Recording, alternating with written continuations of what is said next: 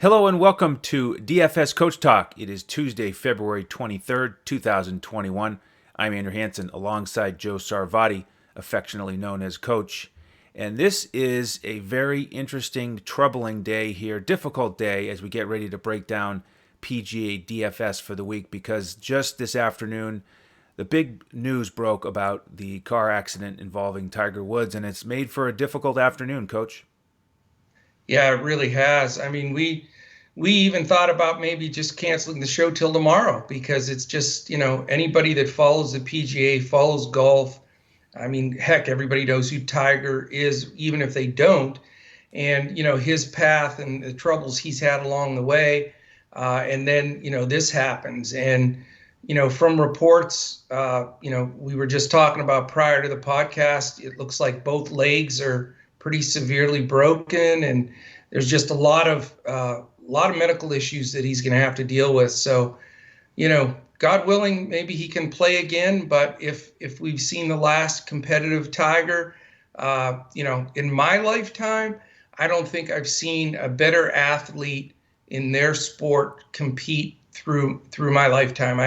I was little bit too young to really see Muhammad Ali in his groove. I did see Michael Jordan, and he was dominant, but Tiger rewrote sports to some extent, broke records that nobody thought would ever be broken. And, if you watch his documentary, there was a big price that he paid for being as great as he was. And it created a lot of problems, in his life.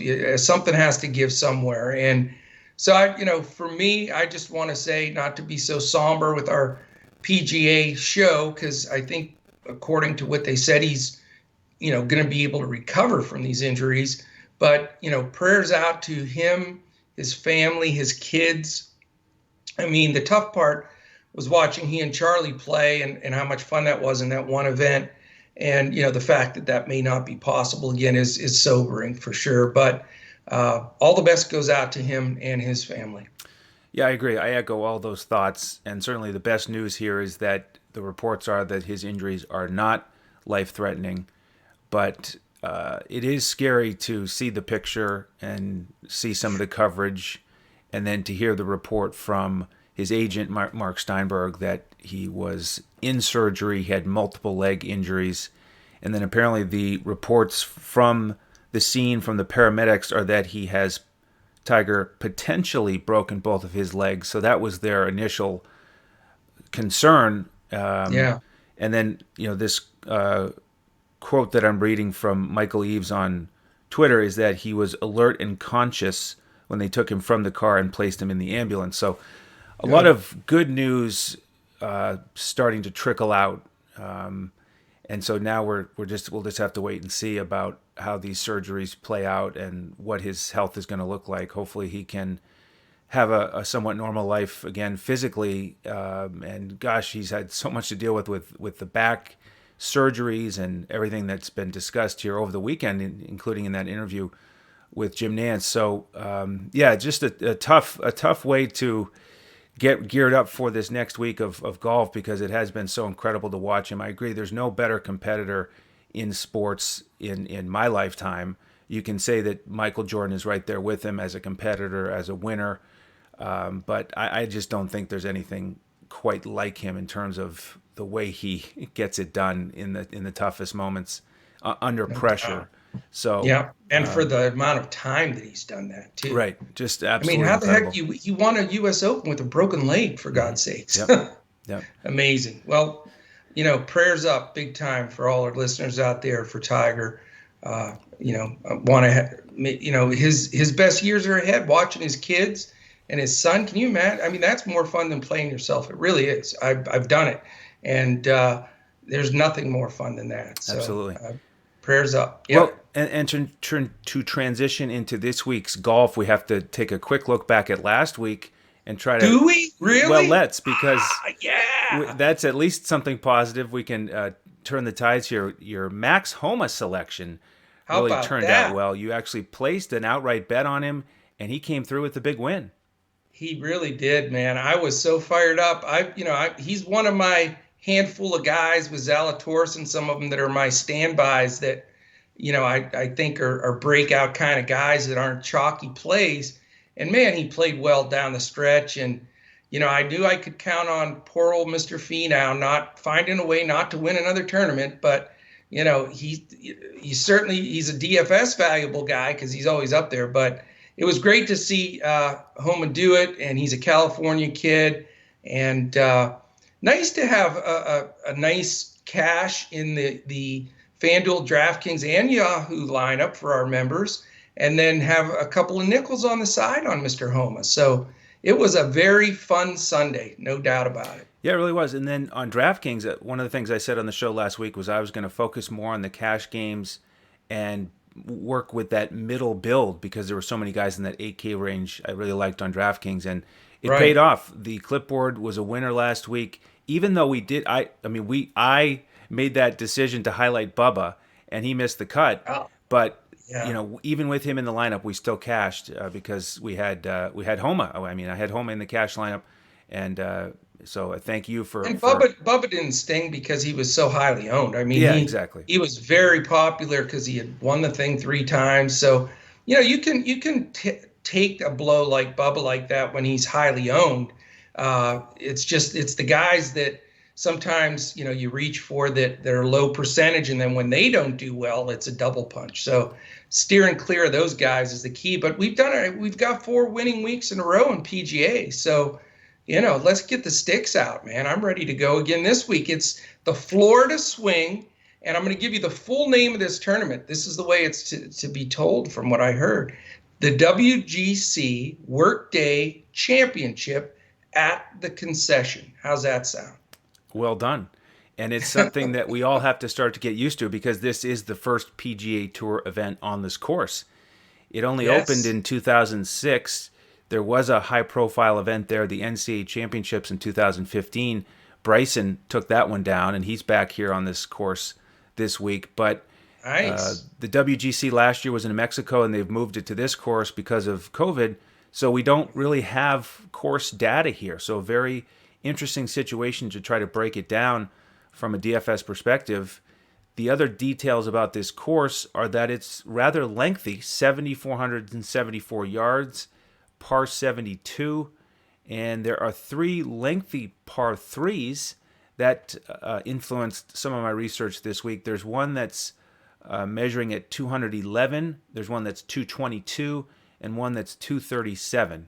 So I looked at some stats on some of the performances for lengthy par 3s. I'd be in deep trouble. 237 par 3. Come on. That's tricky. And another interesting thing I came across is that this is a Jack Nicklaus design, and one of the things he did was make sure that these holes are not parallel to each other. So each fairway and hole has a different angle so that the wind affects each hole differently on any given day. So, with a 237-yard par 3, if we have a day or two where that's into any sort of wind, then it gets even trickier for the amateurs, let alone the professionals. Yeah, I can't wait to see what it looks like. I mean, very seldom. I mean, how often do we talk about a tournament that it's the first time at a specific site? It never happens. So this is going to be a little tricky this week. But I think statistically, the dive that you've done and some things that we'll look at here will hopefully make it a little bit clear. But what a hell of a field, though. How about that? Yeah, top 15 in the world are all here. And it's similar to last week in that sense. You have a lot of the big names, a lot of expensive guys. Do you pay up for any of those? Do you go with more of a middle build? I am once again leaning towards more of a middle build. So, okay. Did you want to get into any odds, or should I start breaking down some stats? Yeah, I let you off the hook last week on the quiz, so I got to come back at you here and try to stump you. We all know your record's like 60-2 or something, but I think we can get you.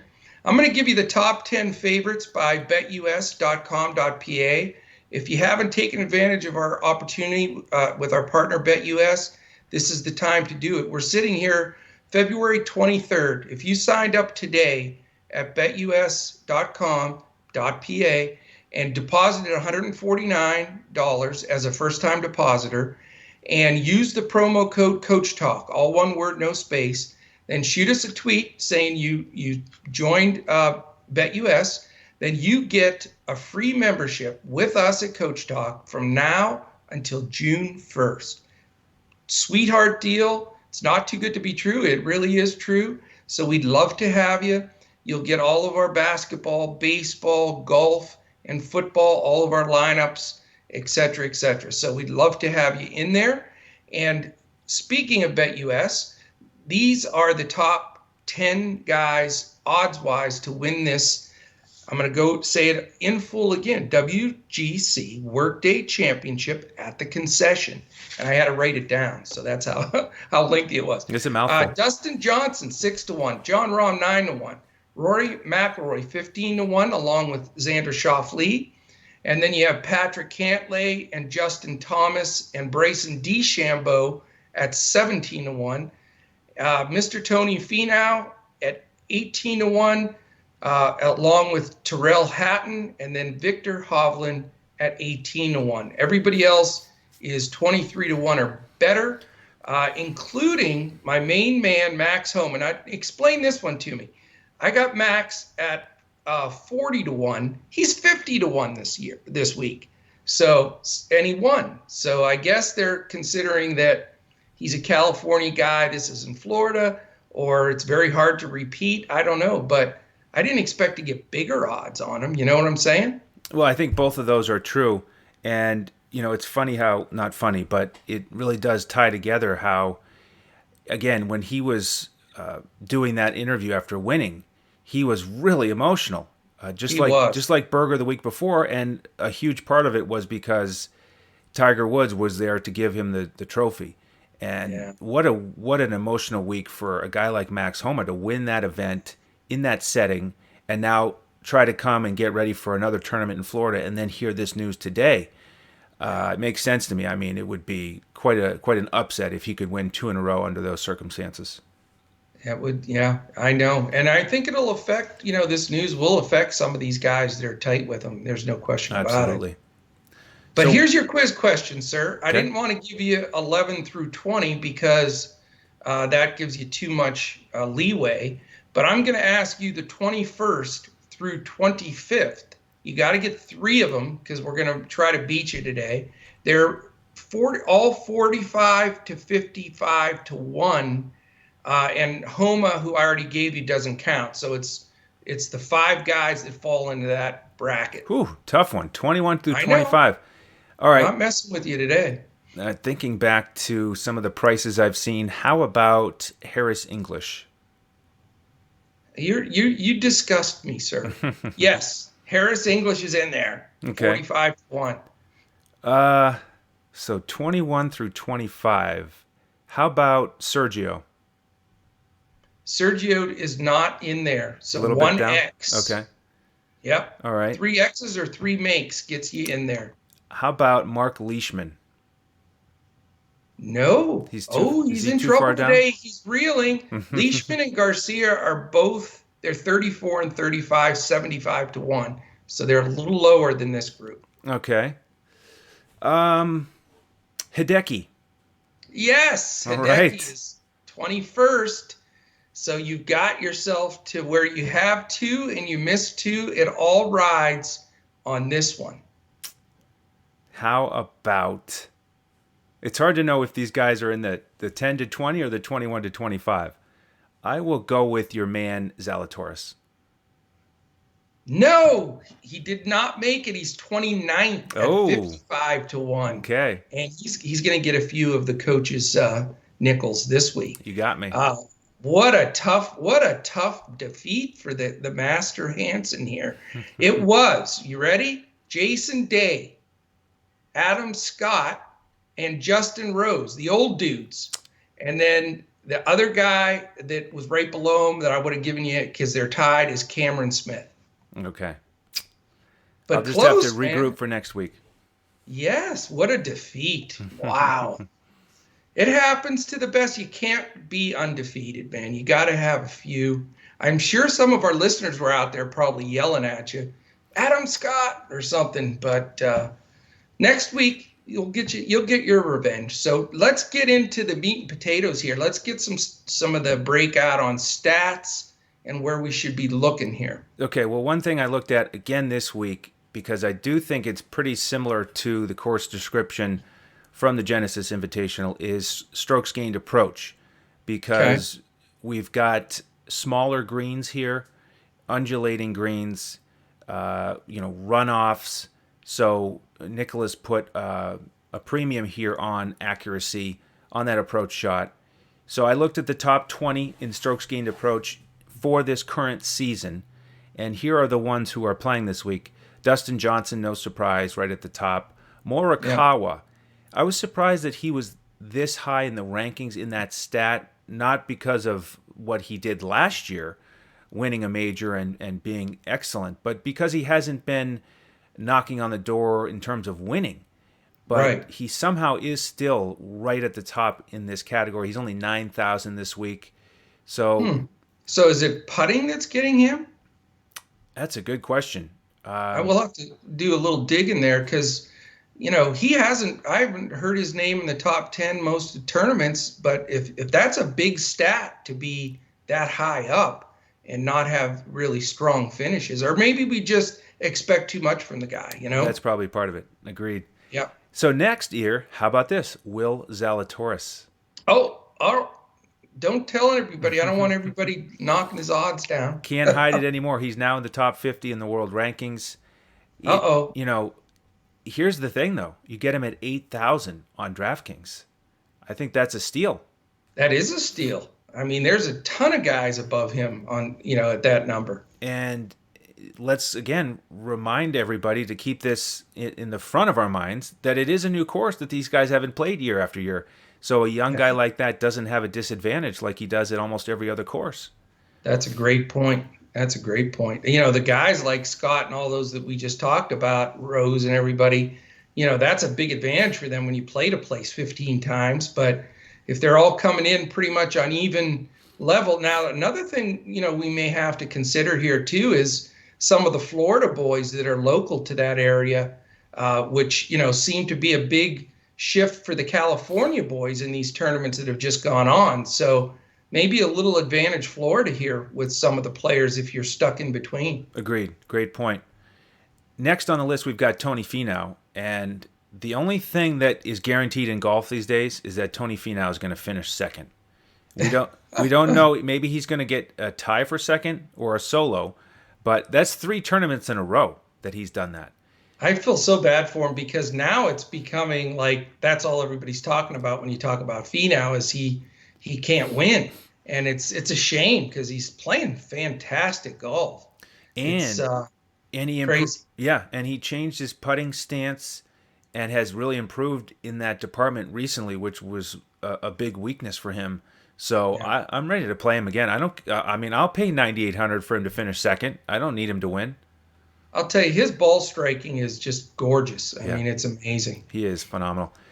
Tyrell Hatton is next. He's 9,600, and he's been playing overseas. And in the last month or so, he's had a win, a 6th, and a 22nd. So although we haven't been focusing on him lately because he hasn't been in these tournaments, he has been playing well. A good scenario for him. Bubba, 7,300, next on the list. A little bit hard to trust after last week's missed cut, but it is a pretty good price tag for him. John Rahm, 11,100. Another tied for 5th last week. Pretty regular top 10 for him. Yeah. That's almost as regular as Finau finishing second. Uh, Yeah. Bryson is in the top 20 in this category this season. He's 9,900. We've talked about him tinkering, and he missed the cut last week. He did shoot in the 60s in his second round, so maybe he's turning the corner. And again, he won on this course in college, so That he's helps. worth a look. Yep. Justin Thomas, 10,500. And then the last guy in the top 20 in this stat who's playing this week is Bern Wiesberger. He's only 6,700. Wow. So there's a potential value play right there. Wiesberger, huh? Keep him in mind. Now, That's very interesting. The other thing that I dug into that I mentioned at the top was scoring on these lengthy par threes. So just Right. a few names to mention here. Guys ranking in the top 20 on par threes between 200 and 225 yards. How about this name? Will Zalatoris. Oh no, he's going to be chalk. I can see it coming. Bryson is also in the top 10 in this stat. Mark Leishman is 11th this season. Xander is 12th. Gary Woodland is 16th, and he's only 6,800. There's a guy who's usually Man, has he gone downhill, huh? seriously, he's usually 8 to 9,000. So it's a Yeah. real bargain opportunity for Woodland. He has been inconsistent with his performance. And then the other guy here is Cantlay, 10,000 this week. Really has been playing quite well, but you got to pay up for him a little bit. And then I also looked at par threes between 225 and 250, and a few other names here. We've got Neiman, the highest on this list. He's only 8,100 this week, and he had a bad third round last week, but other than that, he was pretty strong. Yeah. So good price for him. Rory McIlroy, who missed the cut, is high up on this list. Jason Kokrak, only 7,100 this week, and he's had 5 straight tournaments where he's made the cut but not gotten into the top 20. So he's just not quite in top form, but good price for him if you want to invest in Kokrak. Hideki, only 8,400 this week. He's great at the lengthy par threes. Yeah. Sergio, 7,500 this week on DraftKings. Bryson, again, high up on this list. And then the last two, Louis Oosthuizen, 7,900. And Rafa Cabrera Bello. Here's another guy. Here's another value play, 6,600. Wow. And his last tournament in the U.S., he missed the cut at Pebble Beach, but he has had several strong tournaments overseas here in the past month or so. Interesting. Yeah, he's really cheap as well. There's a lot of guys. Do you know Abraham Answer's only 6,800? I was going to mention that to you. That didn't make sense to me. He was like, it's got to be underpriced there. I mean, and you already mentioned Woodland, but there's other big names of guys. I know Kisner's not what he used to be, but he's only 7,000.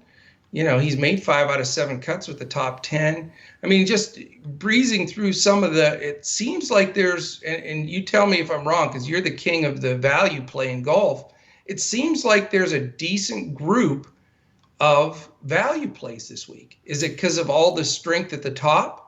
It is, and yeah, I was gonna have some fun with that. I was gonna ask you if, as we got into the value plays, I was gonna say, have you ever heard of a guy named Abraham Answer? Because I'm sure you would have done a double take and say, why are you asking about Abraham Answer when we're talking about these value plays? Exactly. But you've already seen it. Yeah, 6,800, just incredible. And he has. I mean, the guy's 100 more than Hojard.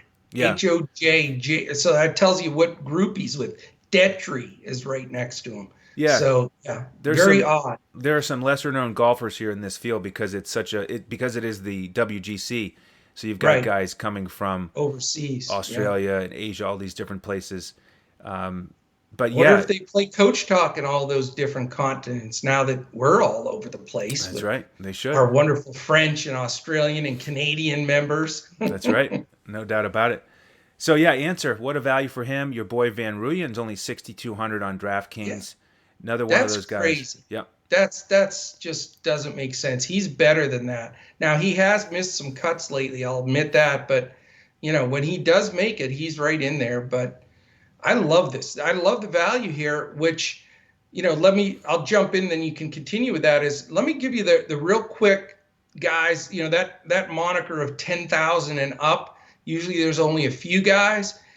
There's six guys, big money. You got Johnson. This is DraftKings. Johnson 11-6, Rahm 11-1, Schauffele 10-8, Justin Thomas 10-5, McIlroy 10-4, and Cantlay 10,000. So, and a bunch in the high nines, DeChambeau, etc. So this may be a stars and scrubs type of build just based on the strength at the top and the value. Now, I know you said you were going to go more towards that middle flight. And then if you go down there, Andrew, I bet you $1 to a dime, these guys are all on your list right now.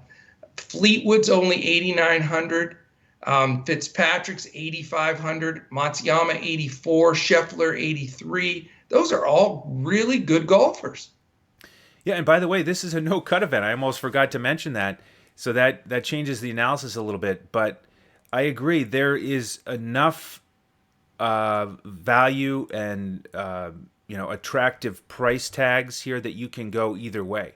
You can go stars or scrubs, get a couple of those 6K guys that we mentioned to pay up for those 10K plus guys that you just read off, or the one that I'm leaning towards is guys like Fino and Hatton, who are in the 9K range, so more towards the middle of the pack, but guys that you wouldn't be surprised at all if they went out and won this week.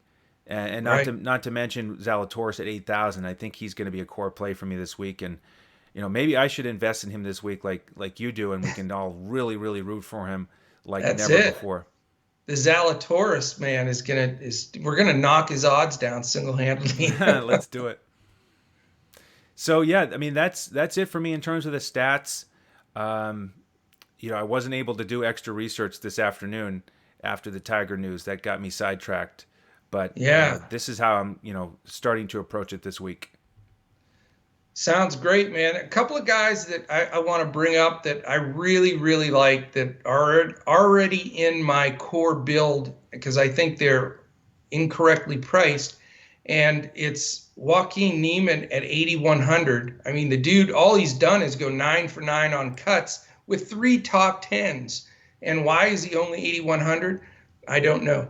I think that he's a fantastic play along with the ballyhooed Zalatoris that we've talked about multiple times. There's other guys that Leishman you mentioned multiple times, and he's tough, man. When he feels that he's in the running, he stays, right toward the top. He's only 7,400 and is playing good golf. He was in some of those par 3 stats that you gave. I think he's a really great play at that price. And you already stole my thunder on Jason Kokrak. I love him in this tournament at 7,100. Here's another guy that's averaging, 69.8 for his score, and he's 8 of 11 on cuts with the top 10, and is, striking the ball beautifully. So, I'm with you. I like some of these value plays. If I pay way up for somebody, I'm thinking you're going to think I've lost my marbles here because I don't know if I've ever played him. It's Dustin Johnson. I think Dustin Johnson, could step in here and just win this tournament. If he was so close last week to getting it going and was just hanging around and giving a few shots away here and there. And I know he's 11-6, which is sort of ridiculous in this much of a stacked event, but I think there's enough value to get to him. You think am I off base here? No, I mean, it's an upset these days if he doesn't finish in the top 10, and he was right there, just a little bit off on Sunday and didn't have anything really go his way. But I cannot probably on any course in the world have any feedback for you that's negative if the idea is to play Dustin Johnson. I mean, he's leading all of DFS with 100.5 DFS points per tournament played. If you get above 100, you are really doing something. It's very seldom do you see somebody. It's like Giannis in basketball when you start getting in these 2 DFS points per minute kind of level. To get triple digits average is sick. And he's 6 tournaments, 6 cuts, 5 top 10s, an average score of 68.3. I mean, damn. It's hard to look away from that when you only have to go down $400 or $500 to get to the ROMs, and then a little bit lower for Schauffele, Thomas, McIlroy, and really his stats smash those guys at this moment. Yeah, I mean, Thomas and McIlroy both missed the cut last week, so I've really no need to go there. I'd much rather go back to DJ or Rahm. They've just been at that elite form here recently, so I think both of those guys are wise pay-up options. I'm loving this slate. I'm giving it a 5 crown rating, and it's Tuesday afternoon. Look out. That's how pumped I am about this slate. Love it. All right, That Coach. is it on my side, man. Anything else? No. Love to have you all join us. That BetUS details is scrolling across the bottom if you're watching on YouTube. Let us know if you have any questions on Twitter at DFS Coach Talk. You can follow the coach at JOESARVADI. I'm at Language Olympic, and Shane is at DET Sports Shane. Coach, you want to finish it up for us? Absolutely. Definitely excited. Don't forget now, a quick reminder, this isn't a West Coast tournament, it's an East Coast tournament. So, for those folks that are used to having that extra time because it's on the West Coast and it's all switched up now, we're in Florida. So, double check. It's Eastern Standard Time, start tee times, and make sure you don't get shut out from that side. Remember, if you join us here at Coach Talk, we'll give those full lineups out tomorrow night, Wednesday night. Plenty of time to get your rosters in there, your Fanduel full lineups, both hybrid and GPP, as well as Yahoo's hybrid. And we'll have that wonderful Draftkings coaches clipboard with the highlighted players. So I think it's going to be a fun tournament. If you're watching us on YouTube right now on the way out the door, if you haven't already, probably shut it off because we're done. But if you're still there, we appreciate you staying to the end. And please hit that thumbs up, hit the subscribe button, and click the little alarm there that gives you an alert when our podcast posts. We really, really appreciate that. So it is going to be a fun Florida swing event here, the WGC Workday Championship at the Concession. We look to see you there, and we hope we all crush it in DFS.